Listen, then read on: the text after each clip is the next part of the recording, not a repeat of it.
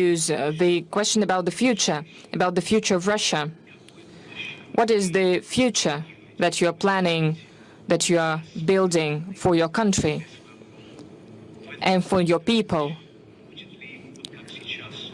As it is now, will it be legal in this future any public being not in accordance publicly with something? Will you look for enemies inside or abroad in this future? Will there be disconnection of mobile connection, mobile internet? Will there be new special military operations? Or maybe Russia will follow another way? I remember you said once that the future is in our hands, in the hands of all of us. But in fact, the whole power in Russia is in your hands. It means that the future as well, what it will be the continuation of what we see now? Thank you. What will be the future of Russia? Are we going to punish legally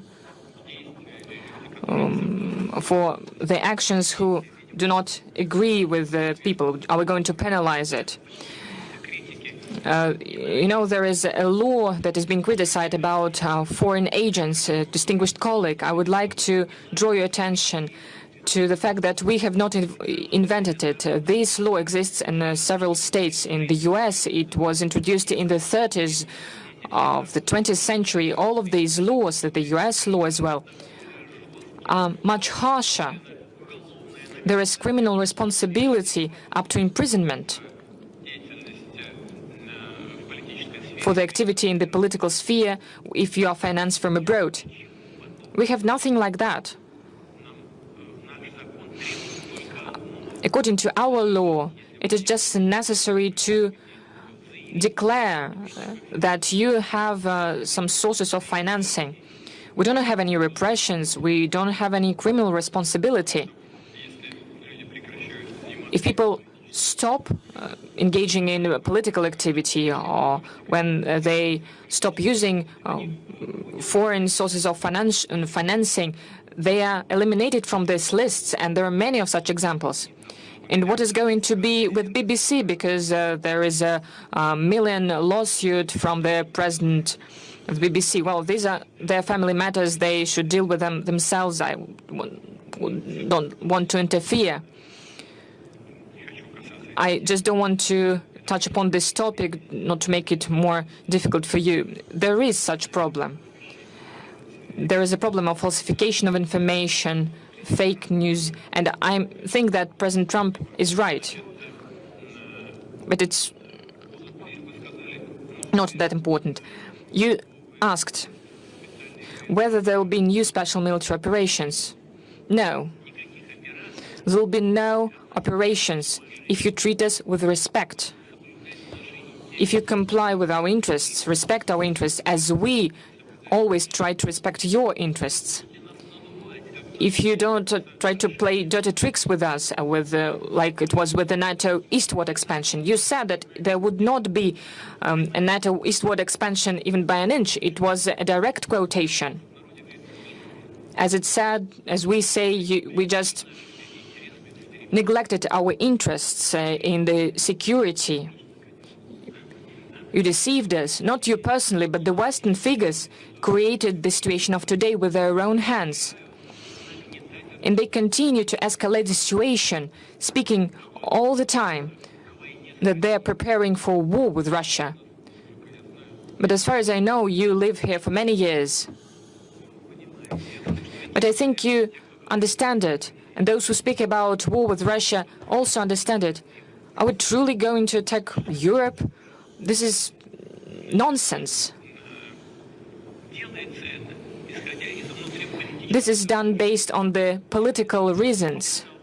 And this is done to create the image of an enemy. They are creating an image of an enemy, and they're making Russia the enemy, to hide the mistakes that were made systemically for leaders, for many Western leaders for several years in economy, in the sphere of social policy. Where is this green agenda when we see new coal plants being opened? Nuclear plants were closed and now they're returning to them. This is a mistake after mistake. And they are trying to make Russia an enemy. They want to distract their people from their own mistakes with the help of the external affairs. And your questions constitute attempts of similar kind. You said that all the power belongs to me and is in my hands. Well, yes, President of Russia is vested with powers and credentials, and the borderlines of this power are clearly enshrined in our fundamental law, Russian constitution. And when legislative decisions are made, I enact this law by signing them, as in any other country. But I cannot tell you with a firm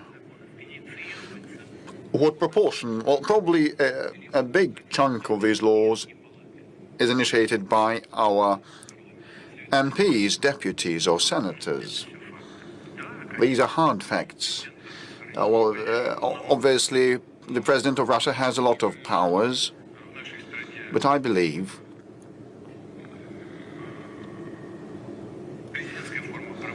that as this is a presidential republic, this is justified as of today. But in concluding, I must say that we're ready to work with you, work with the United Kingdom, Europe and the United States, but on par, given the due respect for one another that should be in place. And frankly, incidentally, if we end up there, everybody will benefit. I have already recalled one of the conversations that I witnessed. The former Germany's Chancellor Kohl, back in 1993, he said that the future of Europe, if Europe wanted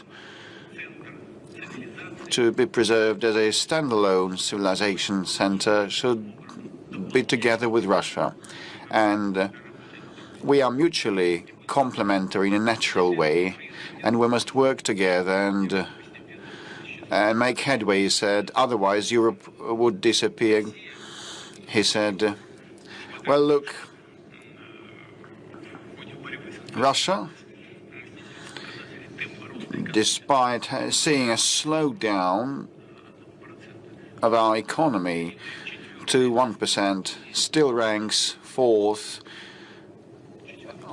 in terms of GDP size by PPP, following China, US and India. Russia is number 4. We are followed by Japan and Germany. The United Kingdom that you represent today, unfortunately, ranks 8th or 7th or 9th, probably 7th or 8th on GDP size by PPP. But had we joined our efforts with the European countries, our joint GDP by PPP would surpass that of the United States. Well, this is all theoretic, but it's obvious that complementing one another and joining efforts, we would have flourished. Well, it's you who are waging a war against us, not us. You are waging a war against us with the hands of the Ukrainian neo-Nazis. We're ready to stop that fighting immediately, provided that Russia's security is provided in mid-term and long run, and we're ready